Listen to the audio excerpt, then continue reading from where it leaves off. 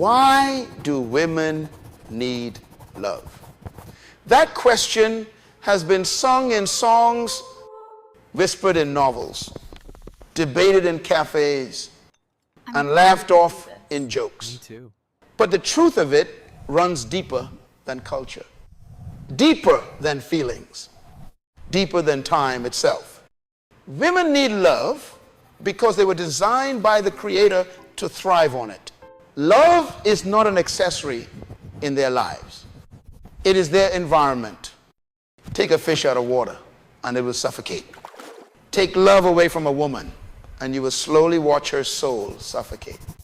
She may continue to live, she may continue to work, she may even continue to smile. But deep within her is a silent cry for what she was built to receive: love. Love is not optional. Love is oxygen. And when we misunderstand this, entire société suffit. When I say women need love, I am not speaking of empty flattery or superficial attention. I'm not talking about flowers on holidays without faithfulness on ordinary days. I am speaking of the kind of love that sees, protects, nourishes, and affirms. The kind of love that is a covering, a refuge, a strength, the kind of love that brings out her best and silences her fears. That is what a woman was designed for. And that is why without love, she becomes incomplete. Consider a woman in her home. She has worked tirelessly in her job, battled invisible wars in her mind, carried responsibilities no one notices. And then she enters an environment where love is present, where she is not questioned for her worth, but affirmed in it, where she is not competing to be noticed, but already honored for being in that moment. Her soul exhales, her shoulders relax. She feels safe enough to be vulnerable, to share her fears, to laugh freely, to dream boldly. Love transforms her environment. And when her environment is transformed, she transforms everything she touches. Now consider the modern pressures on women. The world says, be strong, be independent, never show weakness. Society admires women who can balance career, family, community, and appearance all at once. Yet behind the applause, many women are exhausted. They are overextended, overburdened, and overlooked. They give to everyone, but are poured into by no one. And beneath the mask of resilience, they still long for love. Not because they are fragile, but because they are designed. Strength does not cancel love. Independence does not replace love. Success does not eliminate love. The greater a woman's responsibilities, the deeper her need to know she is loved unconditionally. Love is her fuel. Without it, she burns out. With it, she rises.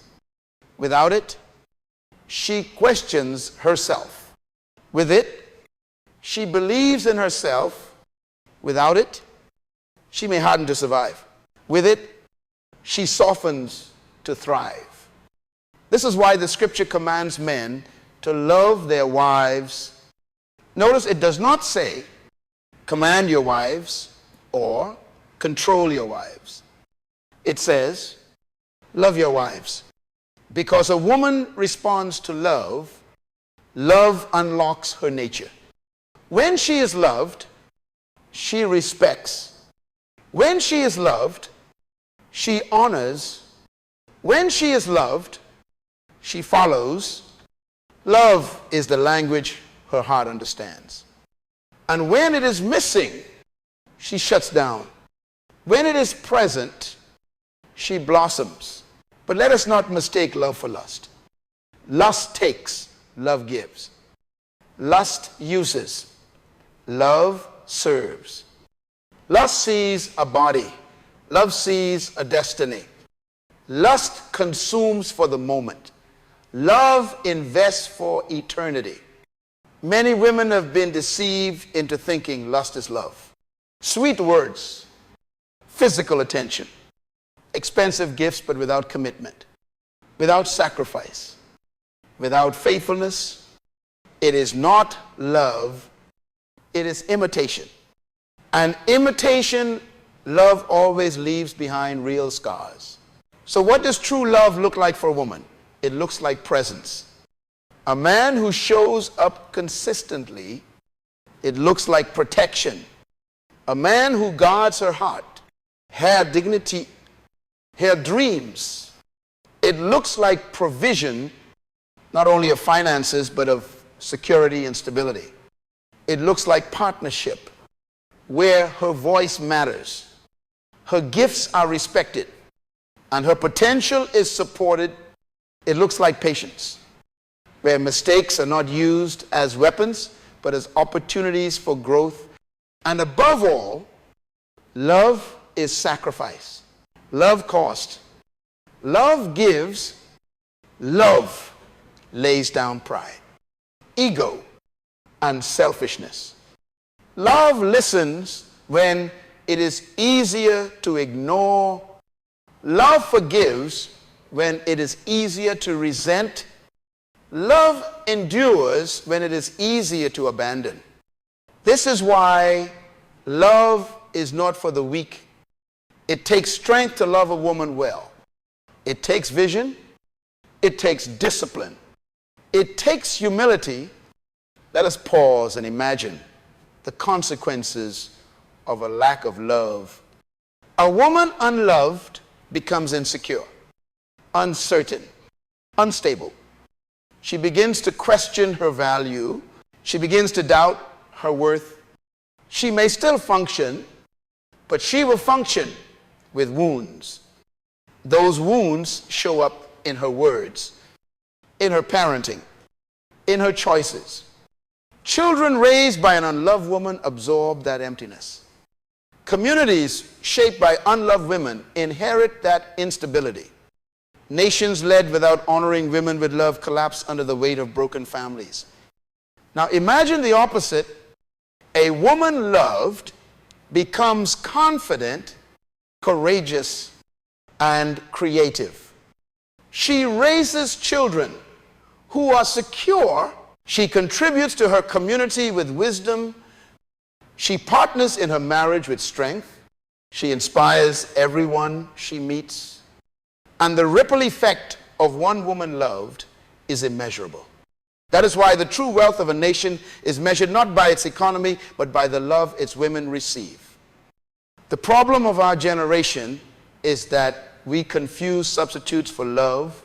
Some think money replaces love. Others think compliments replace love. Others think sex replaces love. But none of these can fill the void.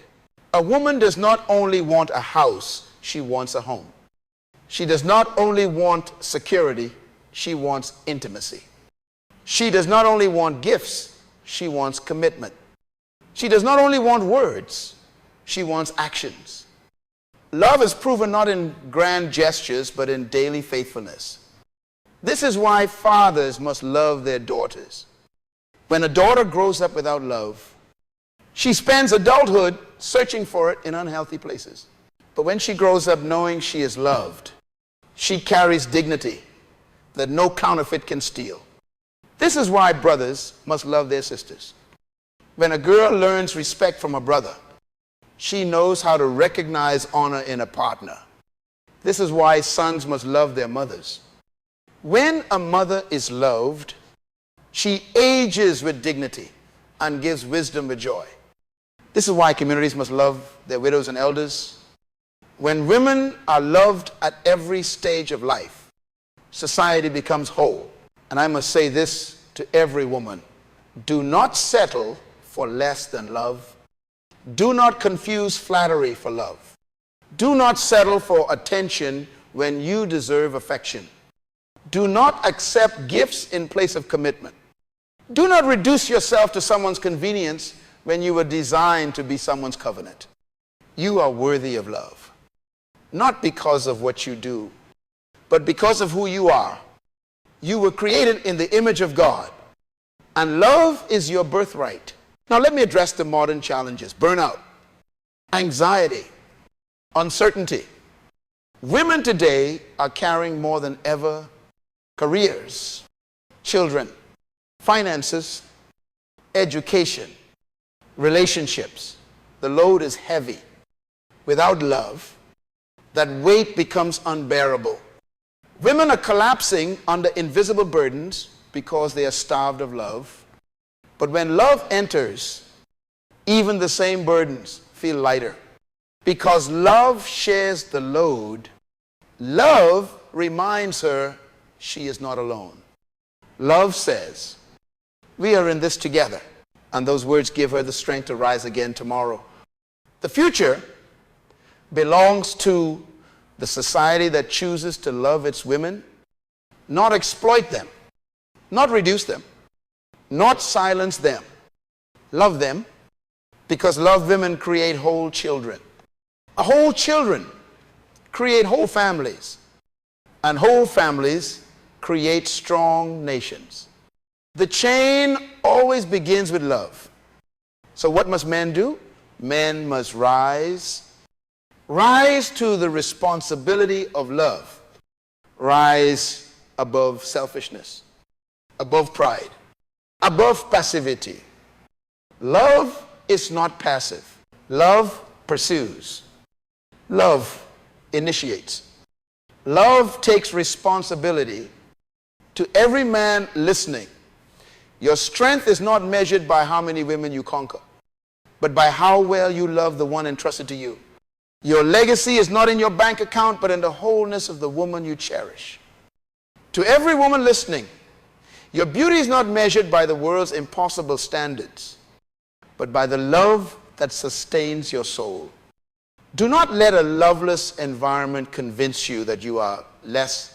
You are worthy of love because God Himself loved you first. You are not asking for too much when you ask for love. You are asking for what you were designed for. And let me end with vision. Picture a future where every woman is loved with faithfulness, cherished with honor, covered with protection, and uplifted with encouragement. Picture the laughter in homes, the stability in children, the peace in marriages, the strength in communities. That future is possible, but it begins with love. This is why women need love, because love is the seed of security, the soil of identity, and the water of destiny. Without it, women survive. With it, they thrive. Without it, families fracture. With it, families flourish. Without it, nations collapse. With it, nations are built. Love is not optional. Love is essential. Love is not weakness. Love is power. That is why women need love, because love is the very atmosphere in which they become who they were created to be.